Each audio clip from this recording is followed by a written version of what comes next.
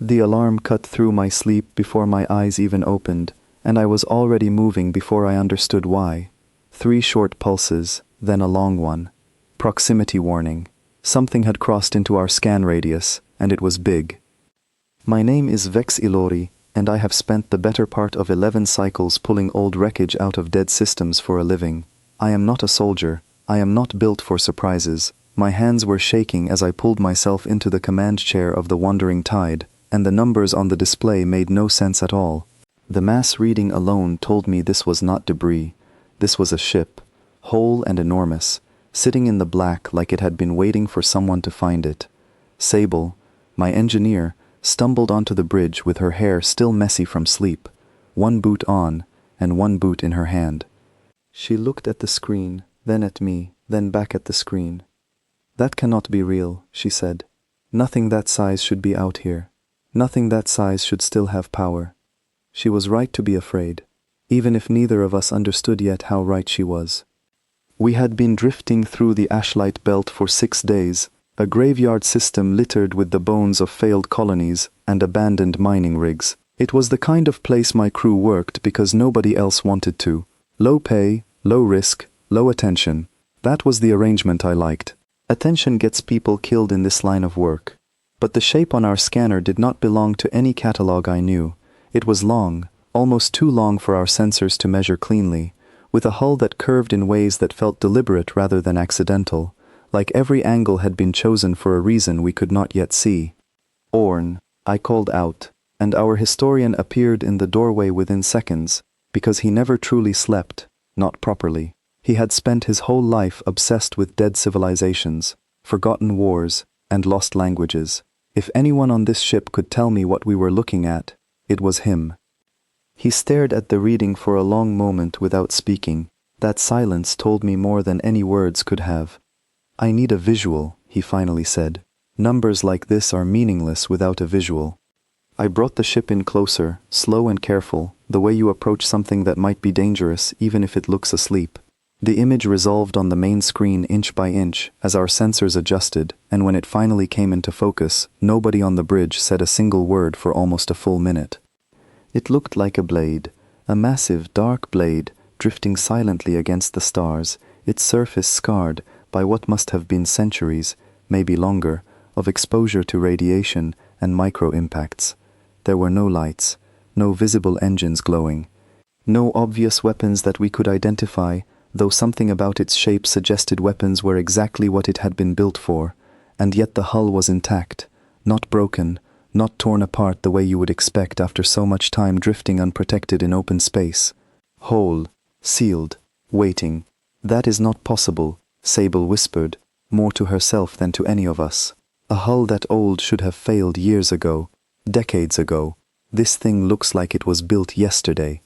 Ruku, our pilot, had joined us by then, arms crossed, staring at the screen with the kind of expression you get when your body understands danger before your mind has caught up.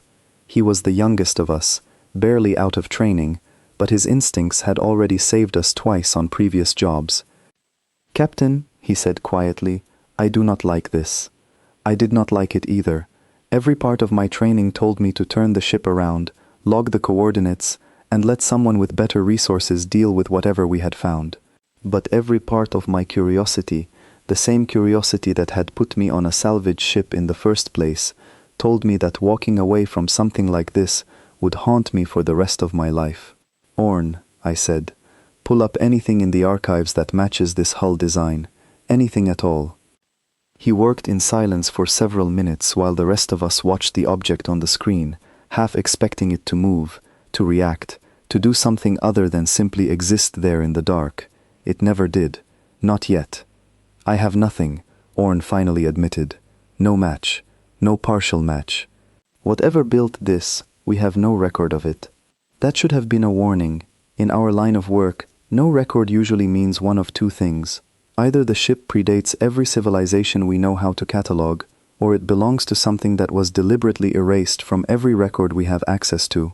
Neither option should have made me want to get closer. And yet, "Bring us alongside," I said. "Distance of 500 meters.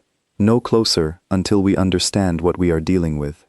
Sable looked at me like I had lost my mind, which, in hindsight, was a fair assessment. But she followed the order, guiding the wandering tide into a slow, careful approach, every sensor we had aimed at the enormous shape drifting ahead of us. As we closed the distance, details emerged that had been invisible from farther away. Faint markings along the hull, geometric and precise, arranged in patterns that Orn immediately began photographing and cataloging with the kind of desperate excitement only a historian could feel in a moment like this. There were no obvious viewports, no visible docking clamps that matched any standard we recognized. If this ship had ever carried a crew, they had not built it to welcome visitors. There, Ruko said suddenly, pointing at a section near what might have been the underside of the hull. That looks like an opening. He was right. A long seam ran along the surface there, subtly different from the surrounding metal, the kind of detail you would miss unless you were looking for exactly that.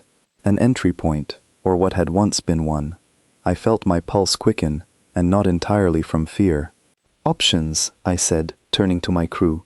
We could log this, report it, and let the appropriate authorities handle it from a safe distance. Or, we could take a closer look ourselves before anyone else even knows this thing exists. Sable crossed her arms. You already know what I think about that second option. I want to see inside, Orn admitted, and the honesty in his voice surprised even him, judging by his expression. I have spent my whole life studying fragments. This is not a fragment. This is something whole. Ruko said nothing, which from him was as close to disagreement as I usually got. I made the decision the way I made most decisions on this ship, weighing risk against reward and letting curiosity tip the scale further than it probably should have. We take a small team in, I said. Suits, full protocol, minimal contact with anything until we understand what we are looking at. If anything feels wrong, we leave immediately. Agreed? Nobody argued, though Sable's expression made her feelings clear enough without words. The next hour passed in careful preparation. We suited up, checked our equipment twice over, and ran every scan we could manage from a safe distance, searching for any sign of active systems, any indication that something aboard that ship was still capable of responding to our presence. The results came back the same every time, dormant, no detectable power signatures, no movement. Nothing alive, if anything had ever been alive there at all. That should have been reassuring. Instead, it made the silence feel heavier. We launched the small transport pod with Sable, Orn, and myself aboard, leaving Ruko on the wandering tide to monitor our life signs and keep the engines ready in case we needed to leave in a hurry.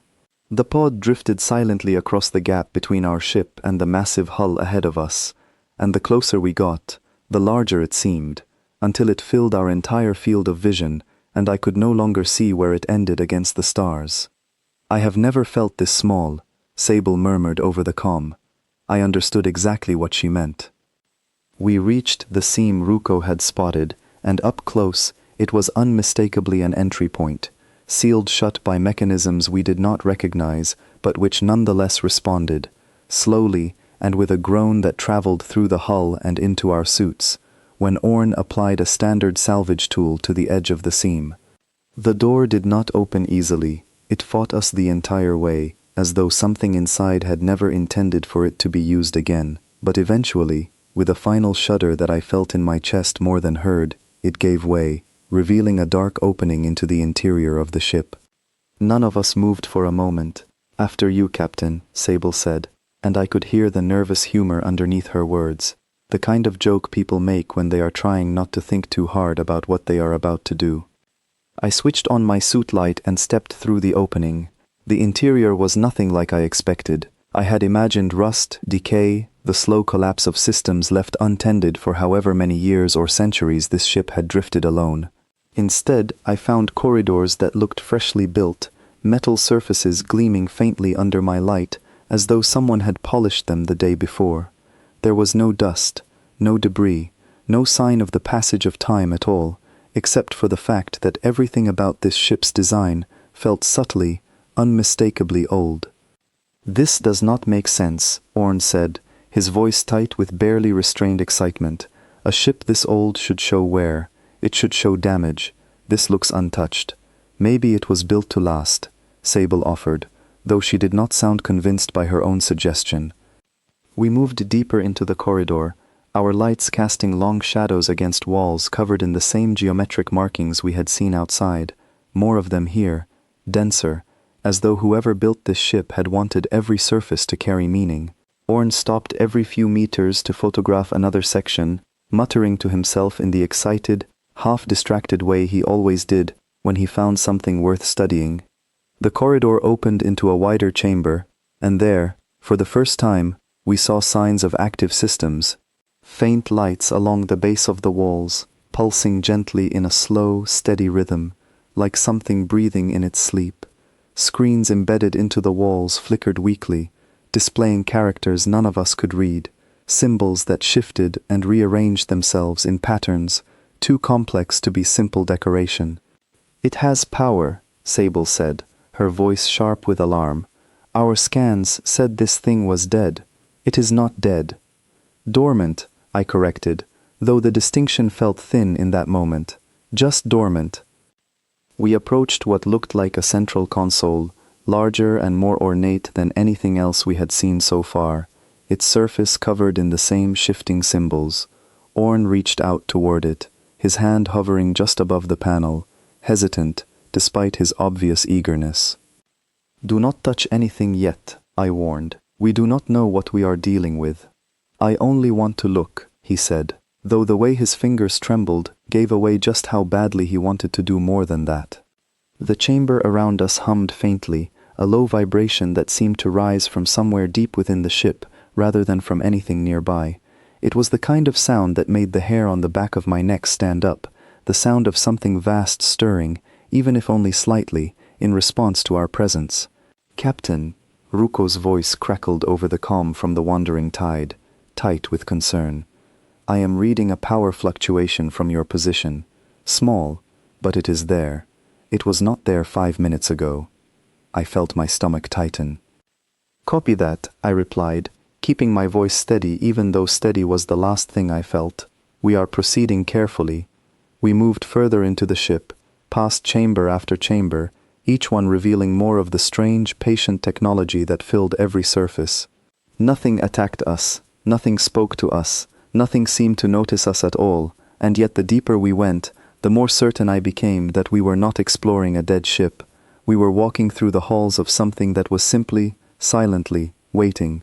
For what, I did not yet know. We reached a final chamber, larger than anything before it, dominated by a massive structure at its center that could only be described as a throne of machinery, surrounded by screens and panels, arranged in a circle, all of them dark except for the faintest pulse of light at their edges. "This is it," Orn breathed. "This has to be the heart of the ship. Whatever controls everything else, it starts here." I stepped closer, my light sweeping across the structure, illuminating detail after detail that no catalog I knew had ever recorded.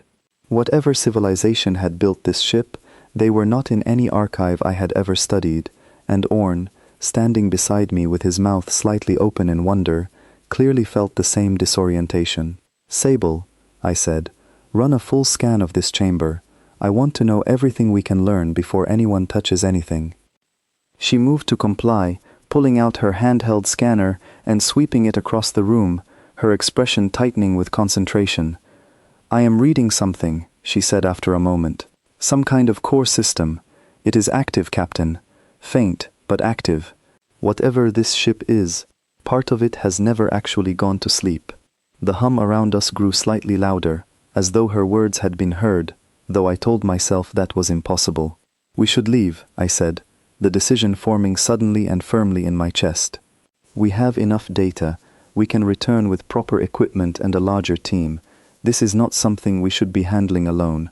Nobody argued this time, not even Orn, though the disappointment on his face was obvious even through his visor. We turned to retrace our steps, and that was when Ruko's voice returned over the comm, no longer calm. "Captain, you need to see this. I am picking up something in the deep archive records, cross-referenced with the symbols Orn photographed. It is a partial match. I do not think you are going to like it." I stopped walking. "Show me when we are back aboard," I said, though something in his tone had already planted a cold, unwelcome certainty in my chest.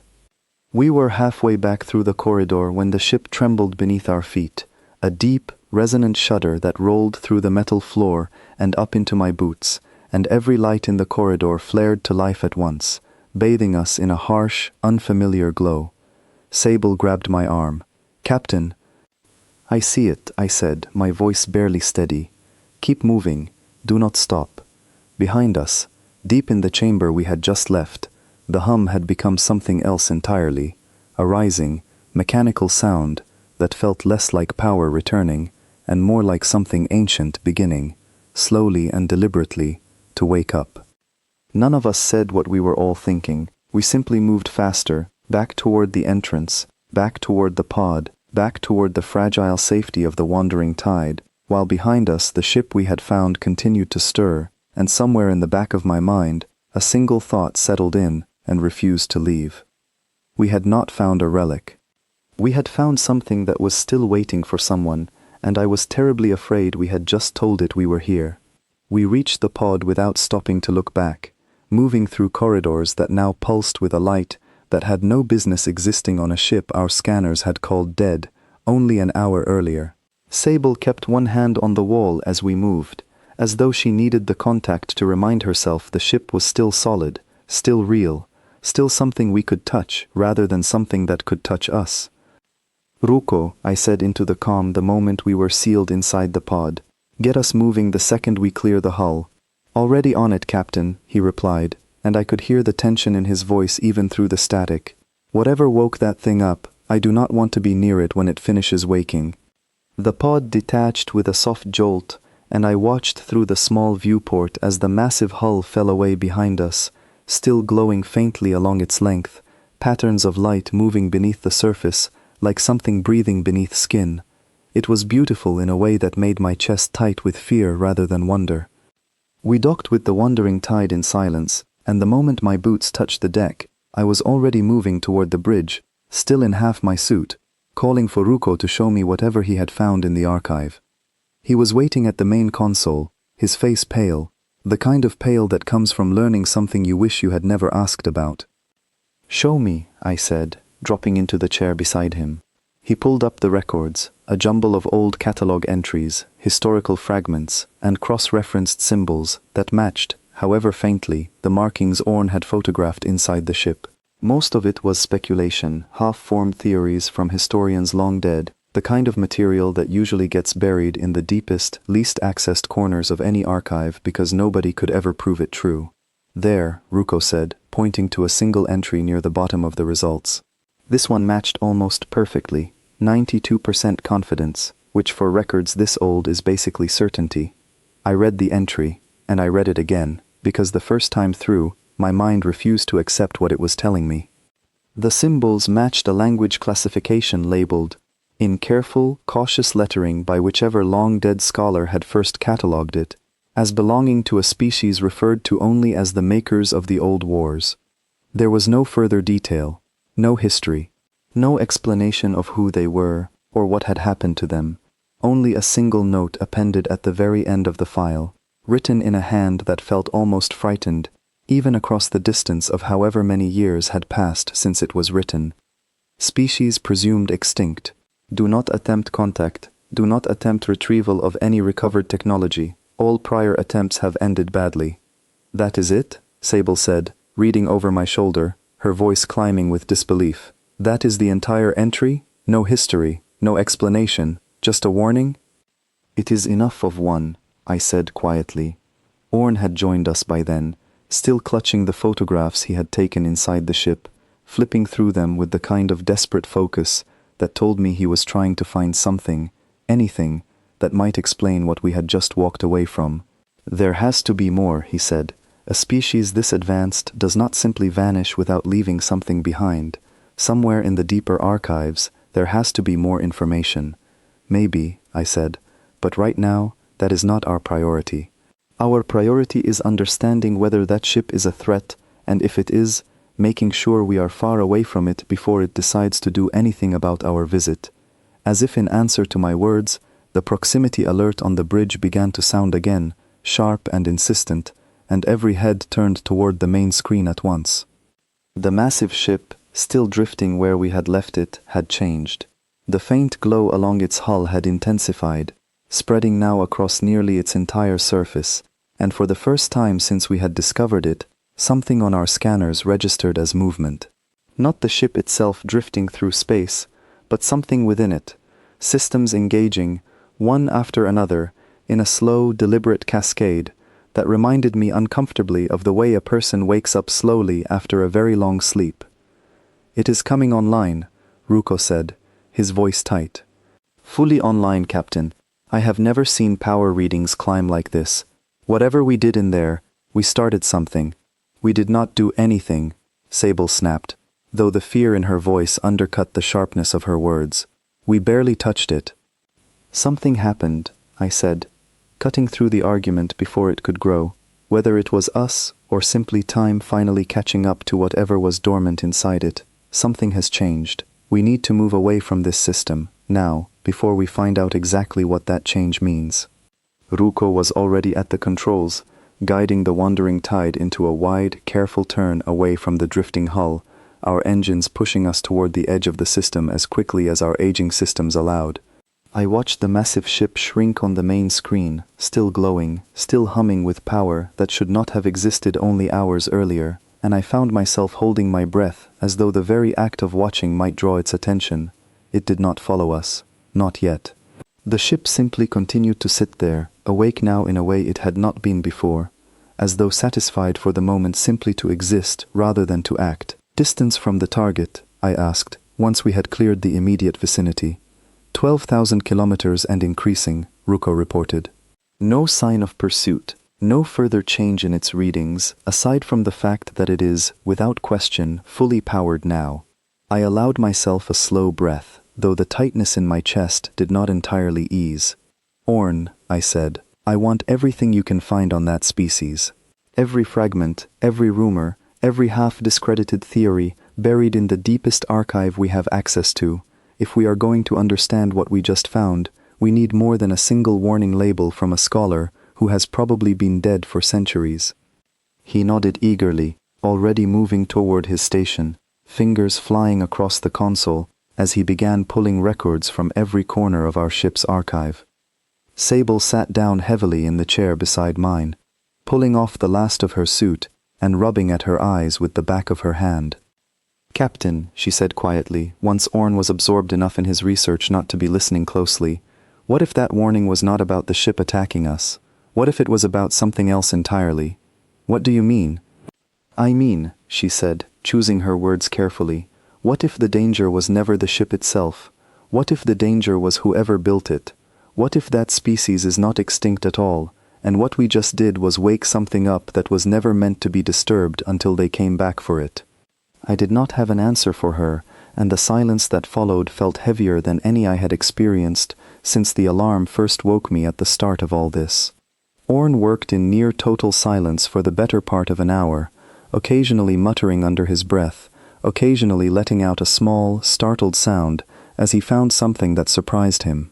I let him work without interruption, watching the main screen instead, half expecting the massive ship to appear on our scanners again, following us, hunting us, though it never did. Finally, Orn turned in his chair, his expression a strange mixture of excitement and dread that I had rarely seen on him before. "I found something," he said, "buried in an old linguistic archive, cross-referenced with a set of ruins, discovered generations ago, on a world nobody bothers to visit anymore. The species that built that ship left behind more than just wreckage. They left behind language. Recorded language, preserved in fragments, though nobody who catalogued it ever managed to translate more than a handful of words. Can you translate it now? I asked. Not fully, he admitted, but I have enough to work with. Enough that if we ever needed to communicate with something built by that species, we might be able to attempt it, however clumsily. Sable straightened in her chair, her expression shifting from fear to something closer to alarm. Why would we ever need to communicate with it? We are leaving. We are putting as much distance between ourselves and that ship as our engines allow. I agree, I said, though even as I spoke the words, a small, uncomfortable part of me was already wondering whether distance alone would be enough. We continued our slow retreat from the system for the rest of that day, watching our scanners obsessively for any sign that the ship had begun to move, had begun to follow, had begun to do anything at all beyond simply existing, awake, in the dark behind us. It never did, not during those first hours, and slowly, cautiously, the tension on the bridge began to ease. It was Ruko who broke the fragile calm, late into what passed for our ship's night cycle, his voice carrying across the otherwise quiet bridge, with an edge of confusion rather than alarm. "Captain," he said, "I am picking up a transmission." I sat up immediately. "From the ship?" "No," he said, frowning at his console. "From somewhere else entirely.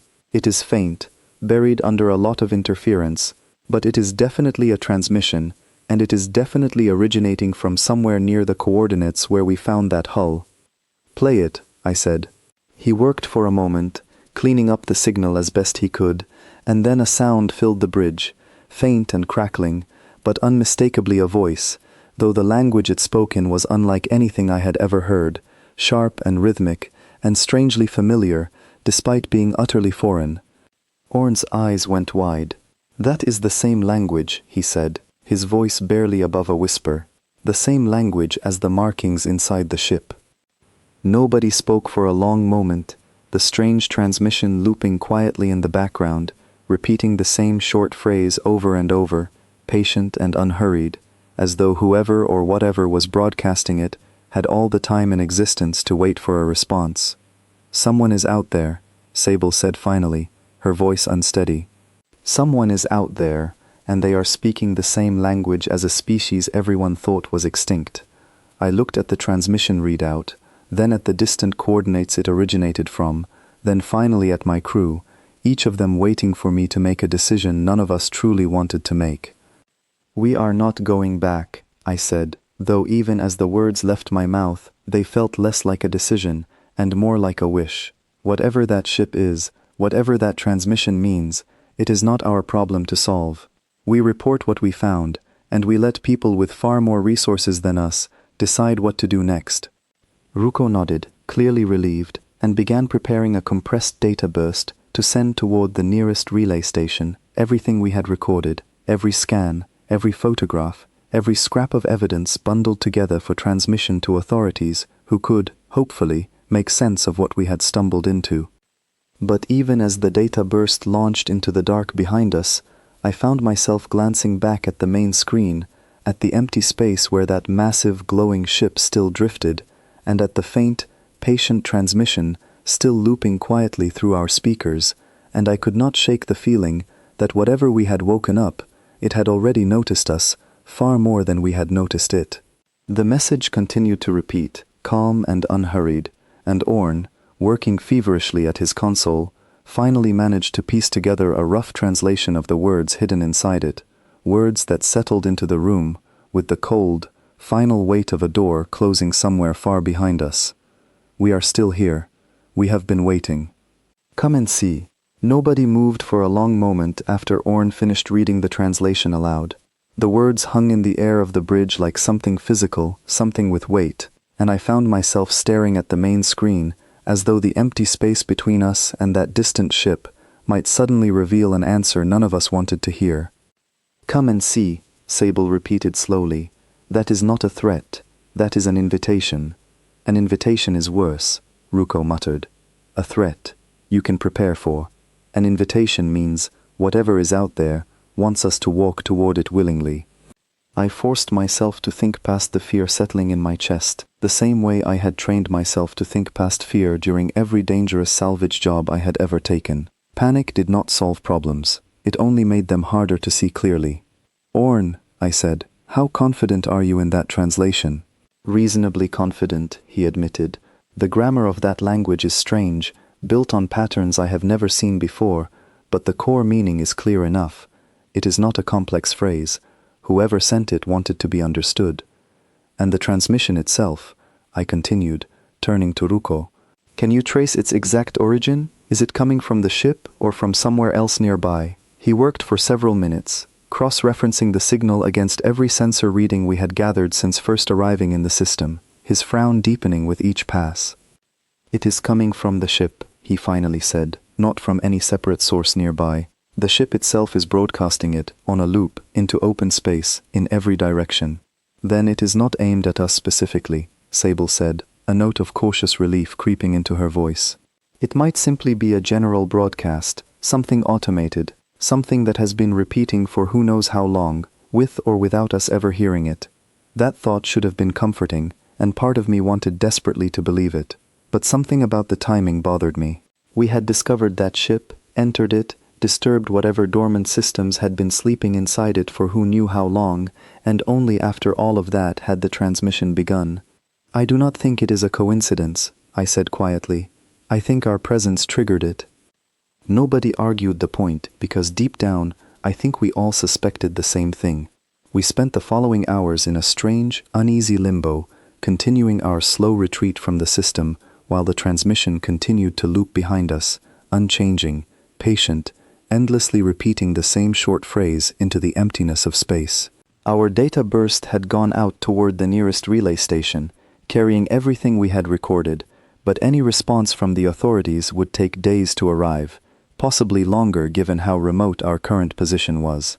In the meantime, we were alone with our discovery, and alone with the growing uncomfortable realization that whatever we had found was not simply an old wreck waiting to be studied. It was, in some sense none of us fully understood yet, awake. Orn, predictably, could not leave the mystery alone. He spent nearly every waking hour buried in the archive, cross-referencing every fragment of the ancient language he could find, slowly building a working vocabulary from the handful of translated words available to him. I let him work, partly because I understood his need to make sense of what we had seen, and partly because some small, stubborn part of me needed the same thing. It was during one of these long research sessions that he called me over to his station, his voice carrying an unusual tightness that immediately put me on edge. "Captain," he said, "I found something in the older records, something about how that species interacted with its own technology." "Go on." "The ship," he said, choosing his words carefully, "according to these fragments, was not simply a vessel. It was something closer to a companion, a partner, built to serve alongside its crew rather than simply carry them. And the records suggest these ships were built to respond only to their own people, their own voices." Sable, who had been listening from nearby, frowned. "What does that mean, practically speaking?" "It means," Orn said slowly, "that ship out there may never respond to any of us, no matter what language we use, no matter how carefully we approach it. If these records are accurate, that ship was designed to obey only the species that built it." "Then why send a transmission at all?" Ruko asked, "if it was never meant to reach anyone else?" Nobody had an answer for that, and the silence that followed felt uncomfortably similar to the silence that had filled the corridors of that ship when we first walked through them. I found myself pacing the bridge later that night, unable to settle, my mind circling the same unanswered questions over and over. If the ship could only respond to the species that built it, and that species was supposedly extinct, then the transmission made no sense at all, unless the ship itself did not yet understand, or did not yet accept, that its makers were gone, or unless, somewhere out there, they were not gone at all. I brought my concerns to the rest of the crew the next morning, gathering everyone at the small table in our shared quarters, the closest thing we had to a proper meeting room. "I think we need to consider a possibility none of us want to consider," I said. "What if that species is not extinct? What if the reason nobody has ever found evidence of them since is because they deliberately hid, and what if that ship and that transmission are proof they are still out there somewhere?" Sable set down her cup slowly. "If that is true, Captain, then we did not just wake up an old machine. We may have just announced our presence to something that spent who knows how long making sure nobody ever found it again.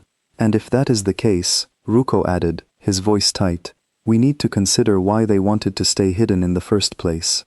Nobody hides that thoroughly without a very good reason." Orn, who had been quiet throughout the conversation, finally spoke, his voice carrying the weight of something he had clearly been reluctant to share. "There is one more thing," he said. "Buried deep in the same fragment, where I found the reference to these ships responding only to their own people, there was a second note, written much later, by a different scholar entirely. It was brief, but it mentioned something called the Old Wars, the same phrase used to describe this species in the warning label we found earlier." "What did it say?" I asked. "It said that the Old Wars ended not because that species was destroyed, but because everyone else finally agreed to leave them alone. Every other civilization involved apparently made a choice, deliberately, to stop searching for them, to stop provoking them, and to hope they would never need to be provoked again." The room fell silent. "That is not extinction," Sable said finally, her voice barely above a whisper. "That is surrender."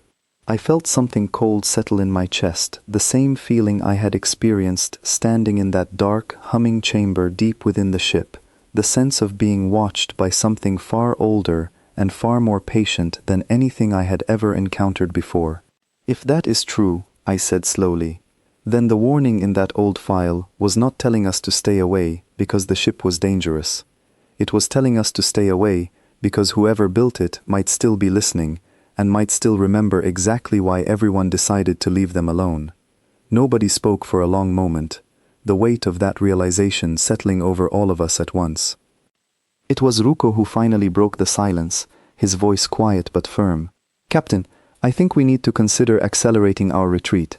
If there is even a chance that transmission reaches someone, or something, connected to that ship, I do not want to still be in range when it decides to respond." I agreed completely, and within the hour, we had adjusted our course, pushing the Wandering Tide's aging engines as hard as we safely could, putting as much distance as possible between ourselves and the system where we had made our discovery. The transmission continued behind us for as long as we remained in range to detect it, patient, unhurried, endlessly repeating the same 3 words translated so carefully by Orn, and I found myself wondering, as the signal finally faded beyond the reach of our sensors, who exactly was meant to hear it, and whether, somewhere out there, someone finally had. It was nearly 2 full days later, well beyond the edge of the system, that our long-range sensors picked up something new, something that made my blood run cold the moment Ruko announced it. "Captain," he said, his voice tight with barely controlled alarm, "we have a contact. Small, fast, and closing on our position." "From where?" I demanded, already moving toward the console. "From behind us," he said. "From the direction of the system we just left." I stared at the growing dot on our scanner, watching it close the distance with a speed our own engines could never hope to match, and I understood, with a certainty that settled deep into my bones, that whatever we had disturbed inside that ancient ship, it had not simply gone back to sleep after we left. It had sent something after us. I ordered full power to our engines, though I already knew, deep down, that it would not matter. Whatever was closing in on us moved with a speed that made the Wandering Tide feel like a drifting piece of scrap by comparison. Ruko's hands flew across the controls, adjusting our course again and again, trying every evasive pattern in his considerable experience, and still the dot on our scanner continued to close the gap. "Captain," he said, sweat beading along his forehead, "whatever this is, it is not trying to intercept us in a straight line. It is matching our course exactly, predicting every adjustment before I make it." "That is not possible," Sable said, though her voice lacked any real conviction. "Nothing should be able to predict evasive maneuvers that precisely." "Apparently something can," Ruko muttered. I forced myself to remain calm, running through every option available to us. We had no weapons capable of meaningfully damaging anything that had survived whatever the old wars had been. We had no shielding sufficient to withstand a serious attack. Our only advantage, if we had one at all, was information, and even that felt painfully thin given how little we actually understood. "Orn," I said, "if that ship really was designed to respond only to its own people, then whatever is chasing us was likely built the same way. Which means it is not going to negotiate. It is not going to listen to anything we say, unless we can somehow speak its language convincingly enough to be understood." "I have a partial vocabulary," he admitted, "but nothing close to fluent. If I try to communicate and get it wrong, we could make things far worse. We may not have a choice, I said, watching the dot on the scanner grow larger with every passing minute. The contact closed the remaining distance far faster than any of us expected, and within the hour, it resolved on our main screen into a shape that made my chest tighten with a fear I had not felt since childhood. It was smaller than the massive ship we had discovered, sleek and fast, built along lines that echoed the same design philosophy, the same patient, deliberate craftsmanship, though clearly meant for speed rather than raw size. It did not fire on us. It did not attempt to disable our engines or force us to stop. Instead, it simply matched our course exactly, holding position a short distance away, close enough that our sensors could study every detail of its hull, far enough that any weapon it carried would have no trouble reaching us if it chose to use one. "It is just watching us," Sable said, her voice barely above a whisper. "Waiting," I corrected, "the same way the larger ship was waiting." For nearly 10 minutes, nothing happened. The smaller vessel simply held its position, silent, motionless relative to us, while every instrument on our bridge remained fixed on it, searching for any sign of intent, any indication of what it planned to do next. I found myself holding my breath without realizing it, my mind racing through every possible outcome, none of them good. Then, without warning, our comm system crackled to life. The same rhythmic, foreign language we had heard in the earlier transmission, now speaking directly to us, close and immediate in a way that made the hair on my arms rise. Orn worked frantically at his console, cross-referencing the words against everything he had learned, his lips moving silently as he tried to piece together meaning from the flood of unfamiliar syllables. "It wants to know why we entered the ship," he finally said, his voice unsteady. "That is the closest translation I can manage. It is asking why we came aboard." "Tell it the truth," I said. "Tell it we did not know what we were finding. Tell it we meant no harm." Orn hesitated, clearly uncertain of his ability to convey something so nuanced with such a limited vocabulary, but he began speaking anyway, his voice halting and careful as he tried to construct a response using the fragments of language he had gathered. The silence that followed felt endless. Finally, the voice responded again, shorter this time, and Orn's face went pale as he processed the words. "It says that explanation does not matter," he said quietly. "It says intent was never the concern, only presence, only the fact that we were there at all." "What does that mean?" Sable demanded, panic creeping into her voice. "Is it going to attack us or not?" Orn listened again as the voice continued, longer this time, and when he finally spoke, his words carried a weight that settled over the entire bridge like a physical presence. "It says the ship we found belongs to no one currently living," he translated slowly. "It says it was left behind, deliberately, as a marker, a boundary, and it says that anyone who crosses that boundary is required, under old law, to be brought before those who still remember why the boundary exists." "Brought before," I repeated. "Meaning what exactly?" Orn asked, his voice trembling slightly, and after a long pause, the response came back, and this time, when he translated it, his voice had gone completely flat, stripped of everything except quiet, unmistakable dread. "It means we are not going home," he said. "Not yet. It means we are being taken somewhere else first."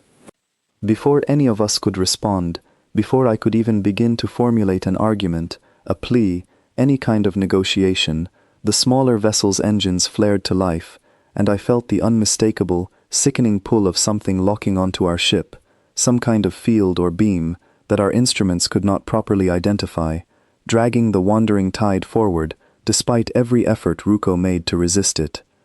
"Captain, I cannot break free," he said, fighting the controls uselessly. "Whatever it has locked onto us with, our engines are not strong enough to counter it."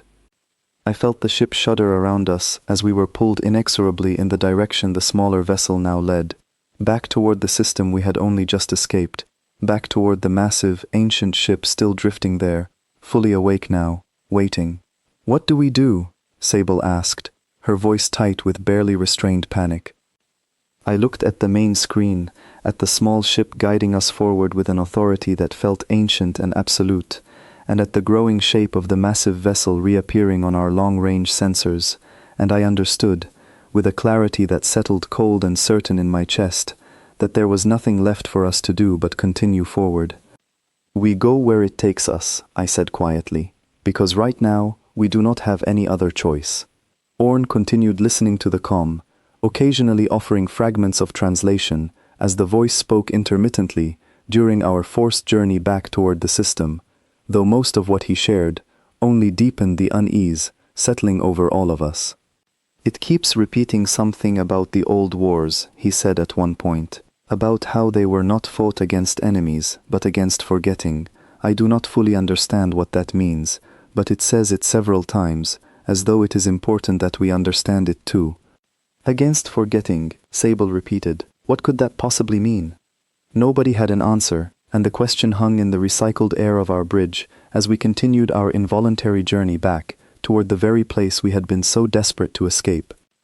Hours passed in tense, uneasy silence, broken only by the occasional crackle of the comm as the smaller vessel continued its patient, wordless guidance, never deviating from its course, never showing the slightest hesitation.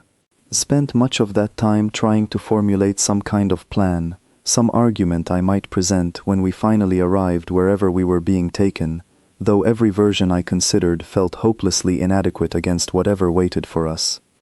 Eventually, the massive ship reappeared on our main screen, larger and more fully awake than it had been when we first discovered it, its surface glowing steadily now, with lines of light that pulsed in slow, deliberate patterns across its entire length.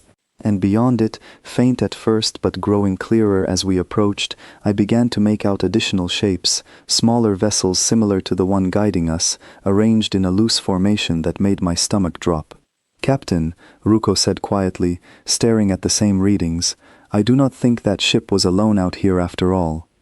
I stared at the growing formation ahead of us, at the massive, ancient vessel at its center, fully awake and radiating an authority I could feel even through the cold distance of space, and I understood, with a certainty that left no room for doubt, that whatever we had stumbled into was far larger and far older than any of us had imagined when this journey began.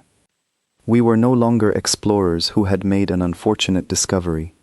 We had become witnesses to something that had been waiting, patiently and deliberately, for a very long time, and now, whether we wanted it or not, we were about to learn exactly what that waiting had been for.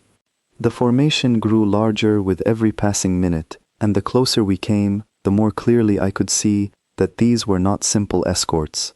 Each smaller vessel carried the same patient, deliberate design as the massive ship at their center, the same dark hulls, the same faint pulses of light tracing patterns across their surfaces, and I found myself wondering how long they had been sitting here, hidden in the emptiness of a system everyone assumed was abandoned.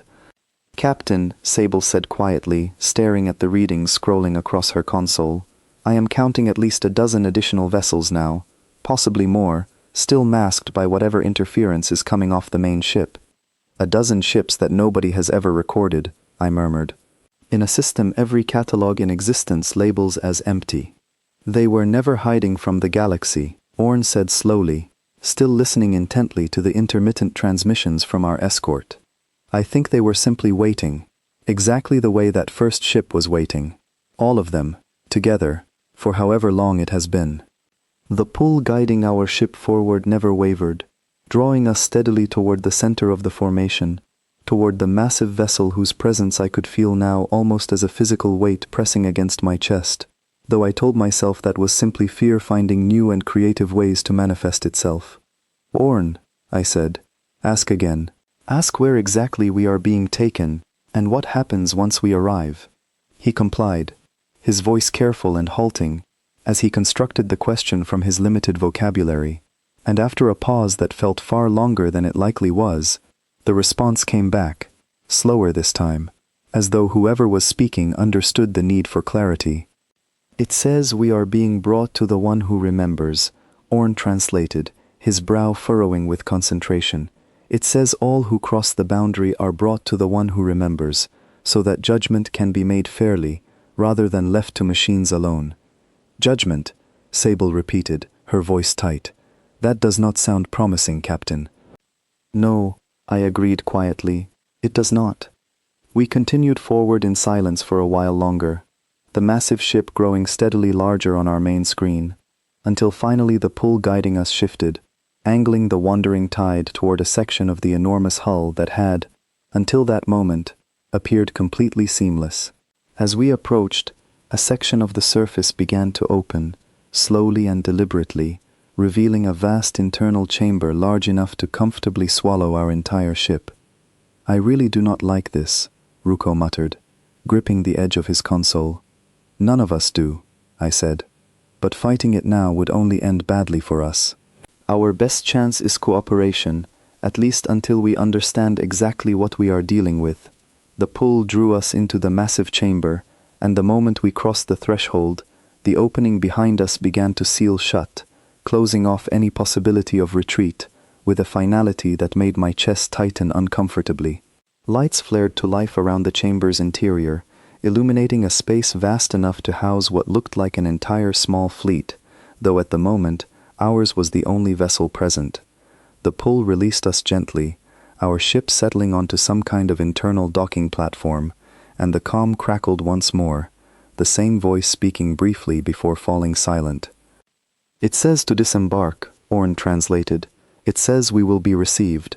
I looked at my crew, each of them pale with the same fear I felt settling into my own chest, and I understood that whatever happened next, there was no version of this where turning back remained an option. Suits on, I said quietly. We go together. We moved through the airlock in silence, stepping out onto the platform beneath us, our lights sweeping across a chamber built on a scale that made the corridors we had explored earlier feel almost intimate by comparison. Massive support structures rose around us, disappearing into shadows far above, and everywhere I looked, faint lights pulsed in slow, patient rhythms, the entire chamber feeling less like a mechanical space and more like something alive, breathing quietly in the dark. A section of the far wall began to open as we stood there, revealing a corridor beyond, illuminated by a soft, warm light, entirely unlike the cold glow we had encountered everywhere else on the ship. Something about that warmth felt deliberate, almost welcoming, though the contrast only deepened my unease rather than easing it. I believe we are meant to go that way, Orn said quietly. We walked together, close enough that our shoulders occasionally brushed, none of us willing to create any distance between ourselves in a place this vast and unfamiliar. The corridor stretched on longer than I expected, gradually widening until it opened into a chamber unlike anything we had encountered so far, circular and vast, its walls lined with screens displaying the same shifting symbols we had seen throughout the ship, though here, arranged with what felt unmistakably like reverence rather than simple function. At the center of the chamber stood a single figure, and my breath caught in my throat the moment my eyes found them. They were humanoid, unmistakably so, standing with the quiet, unhurried stillness of someone who had been waiting far longer than any of us could comprehend. Their clothing was simple, dark, unadorned by anything that might suggest rank or ceremony, and yet their presence filled the chamber with an authority that needed no decoration to communicate itself. Orn made a small, strangled sound beside me. "Captain," he whispered, "that is not a machine, that is not a recording, that is a living being." I stared at the figure, my mind racing to reconcile everything we had learned, every warning, every fragment of ancient history, against the simple, undeniable fact standing before us now. "You found the marker," the figure said, and the voice that reached us was translated instantly through some system built into the chamber itself, smooth and clear, carrying none of the harsh unfamiliarity of the earlier transmissions. "Few do, these days. Fewer still survive long enough to be brought here afterward. We meant no harm," I said carefully, forcing my voice to remain steady, despite the pounding of my heart. "We are simple salvagers. We did not know what we were finding." "Zaino," the figure said, and something in their tone carried an unexpected gentleness that caught me completely off guard.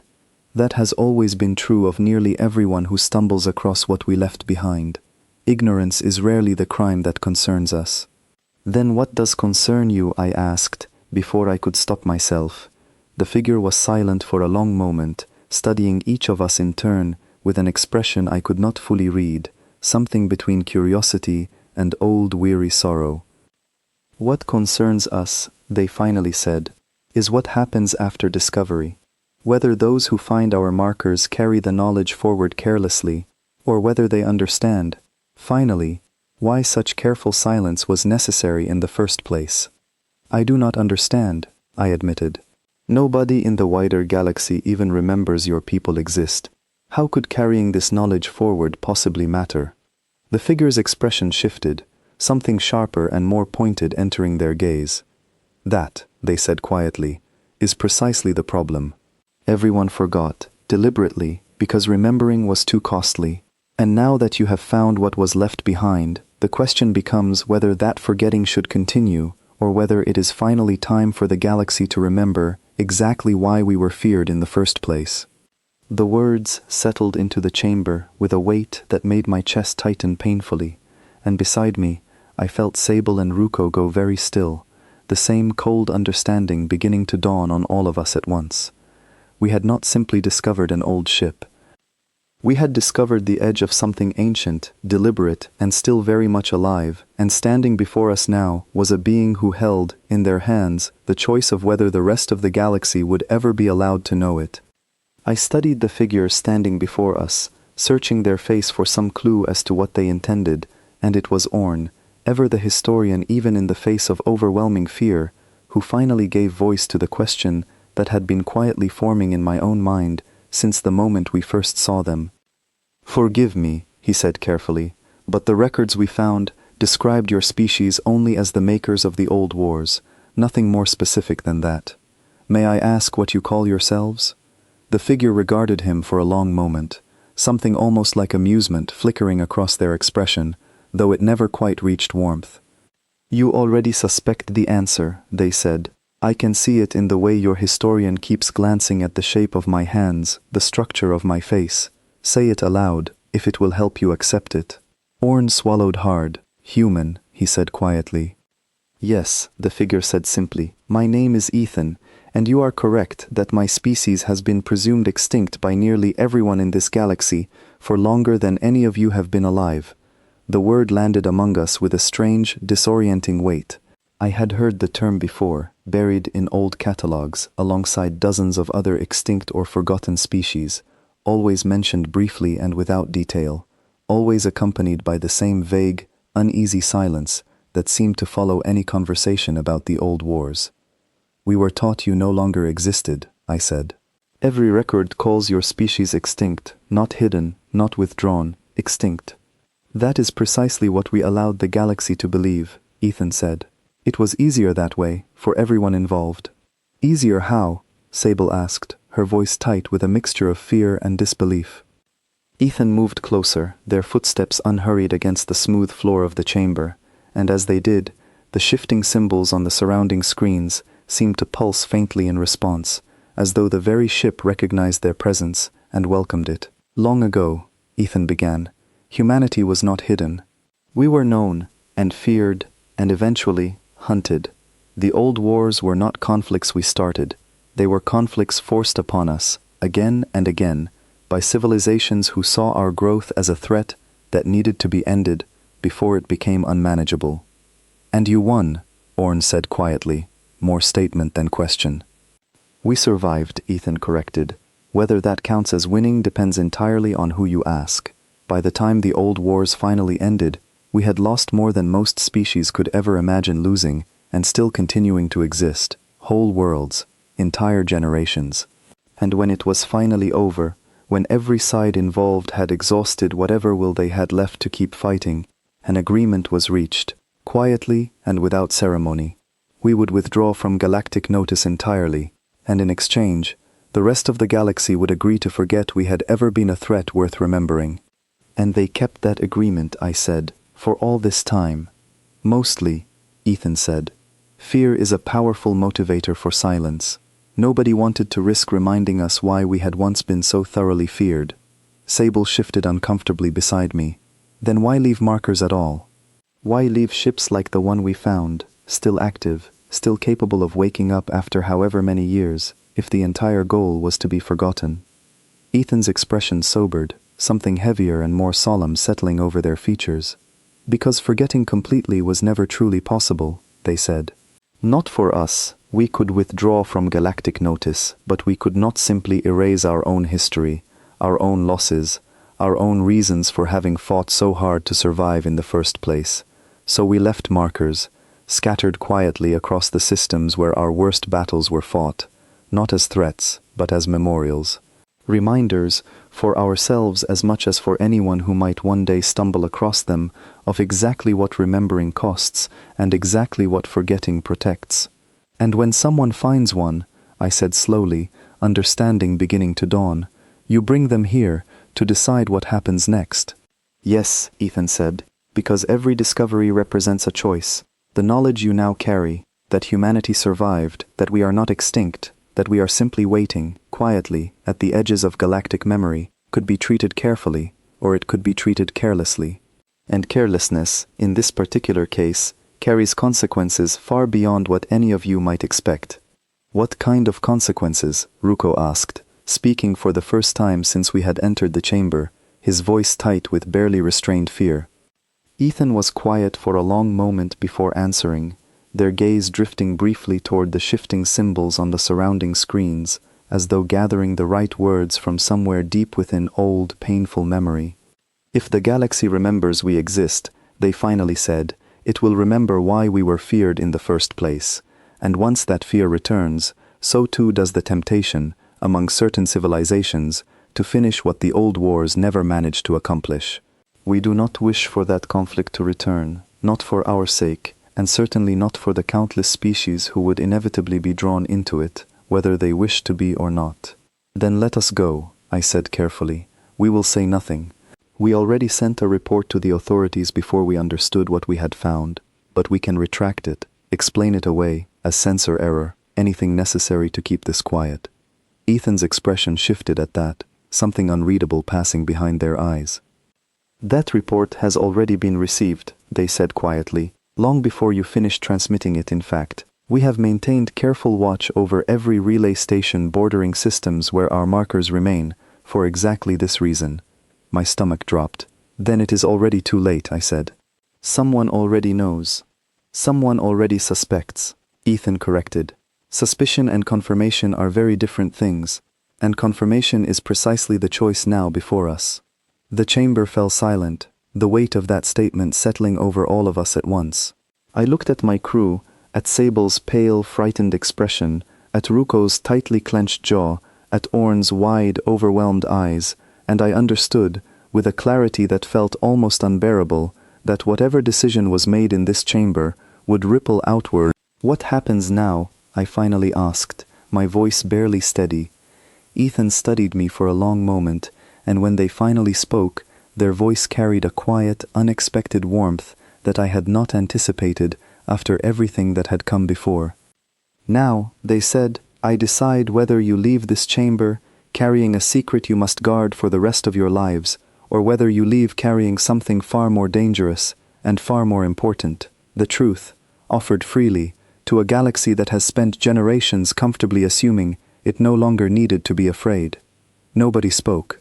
Nobody dared to. Ethan turned away from us slowly, walking toward one of the massive screens lining the chamber, their fingers brushing lightly across its surface, causing the shifting symbols to rearrange themselves into something that almost looked like a map, vast and intricate, stretching across dozens, perhaps hundreds of star systems. Come, they said finally, without turning back toward us. There is something you need to see before any decision can be made, something that will help you understand exactly what it means, for better or for worse, that humanity never truly disappeared at all. We followed Ethan toward the massive screen, the map of stars glowing softly before us, each point of light representing, I quickly realized, not simply a system, but a marker, a ship like the one we had discovered, scattered quietly across a region of space far larger than I had ever imagined possible. Every one of these, Ethan said, gesturing toward the countless glowing points, represents a place where humanity once fought, once lost, once survived, against odds that should have ended us entirely. Each marker remains active, waiting, exactly as the one you found was waiting, ready to respond the moment someone crosses the boundary it protects. How many are there? I asked quietly, though some part of me already dreaded the answer. More than you could count in a lifetime, Ethan said. The old wars were fought across a great deal of space, and a great deal of time. We left reminders everywhere the fighting was fiercest, everywhere the cost was highest. Sable stared at the map, her expression torn between awe and quiet horror. And all this time, the rest of the galaxy has walked past these systems, completely unaware. Unaware, and safer for it, Ethan said. That has always been the point. Orn stepped closer to the screen, his historian's curiosity briefly overpowering his fear. But if you built these markers to be forgotten, why design them to respond only to a human voice? Why not simply seal them completely, beyond anyone's ability to activate them at all? Ethan's expression grew distant, thoughtful, as though the question touched something old and deeply personal. Because sealing them completely would have meant erasing ourselves entirely, they said. Even in hiding, even in silence, we needed something that remained ours. Something that would recognize us, should any of us ever need to return. The markers were never meant to be dead relics. They were meant to be waiting, exactly as we have been waiting, for the day it might finally be safe, or necessary, to be known again. And is today that day? I asked carefully. Ethan turned to face us fully, and for the first time since we had entered this chamber, something like genuine uncertainty crossed their expression, quickly replaced by a calm, deliberate resolve. That is not a decision I can make lightly, they said. But I have watched the galaxy long enough, quietly, from the shadows of forgotten systems, to understand that fear left unaddressed does not simply fade away on its own. It waits, the same way we have waited, and eventually, it finds a reason to resurface, whether we choose the moment or not. Meaning what, exactly? Ruko asked. Meaning, Ethan said, that your discovery, however accidental, may have arrived at precisely the moment such a choice needed to be made, regardless. The authorities who received your earlier transmission will not simply forget what they read. They will investigate, they will ask questions, and eventually, whether through careful diplomacy or through far less careful curiosity, they will find their way here, to systems like this one, markers like this one, and eventually, to us. Then let it be your choice, I said, not theirs, not something forced upon you by circumstances you never wanted. Ethan studied me for a long moment, something unreadable passing behind their eyes, before finally offering a small, tired smile. You surprise me, they said. Most who stand where you are standing now spend their energy pleading for their own safety, rather than considering what might be best for a species they only just learned still exists. We are not enemies, I said. Whatever fear the rest of the galaxy carries about your people, we are simply salvagers who stumbled into something far larger than ourselves. If there is a way for this to end without conflict, I would rather help find it than simply run from what we cannot control. Ethan was quiet for a long moment, studying each of us in turn, before finally nodding slowly, as though some final decision had settled firmly into place. Very well, they said. Then here is what I offer.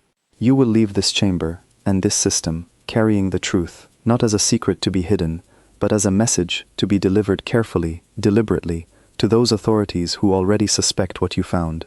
Humanity is not extinct. We are not hiding out of shame, or weakness, or any lingering desire for conflict. We are simply waiting for a galaxy ready to accept our return, without immediately reaching for old fears and older weapons.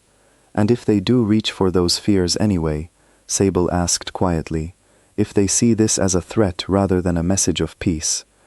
Ethan's expression hardened slightly, the warmth from a moment before giving way to something colder, older, and unmistakably resolute. Then they will discover, they said, that the markers scattered across this region of space were never simply memorials. They were promises, kept quietly for generations, that humanity would never again be caught unprepared. I would prefer that promise never needs to be demonstrated, but I will not pretend it does not exist. The chamber fell silent once more, the weight of that statement settling heavily over all of us.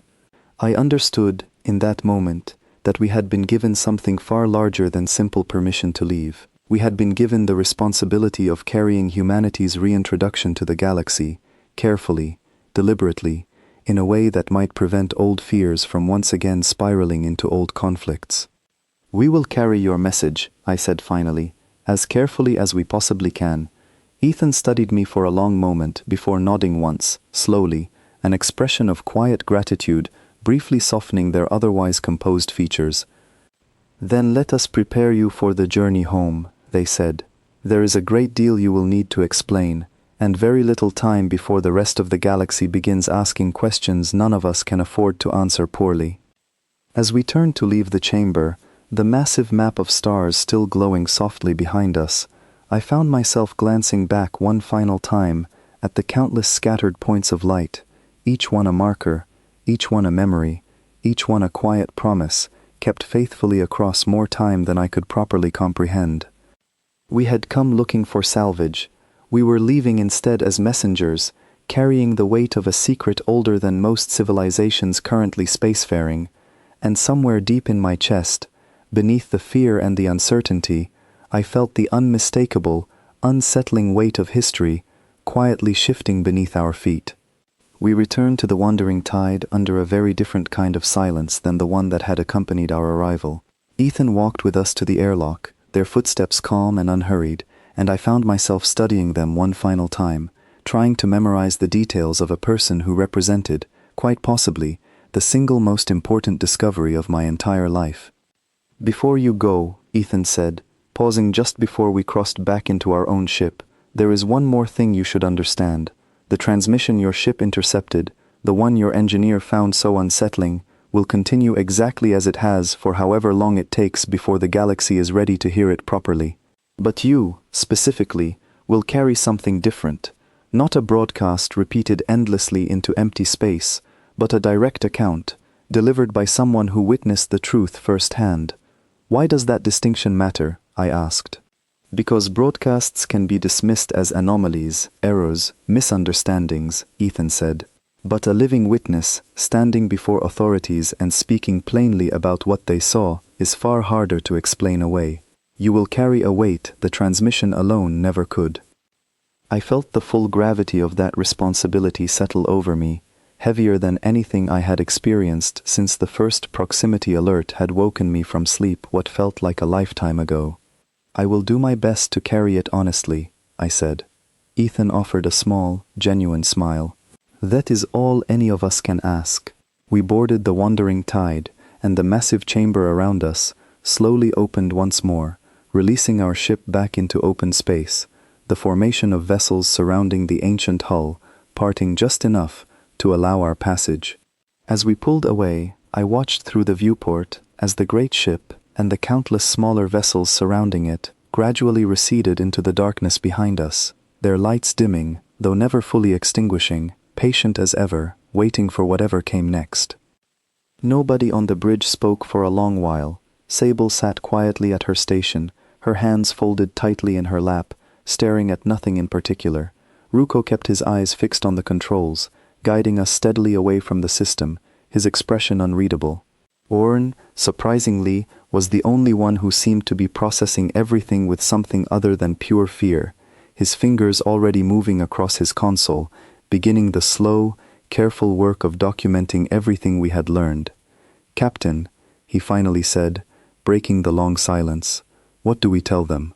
"The authorities, I mean. How do we even begin explaining something like this?"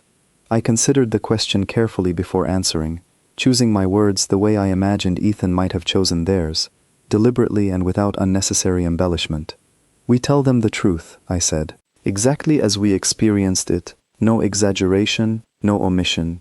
We let the facts speak for themselves, and we trust that whoever receives our report understands the responsibility of what they are hearing."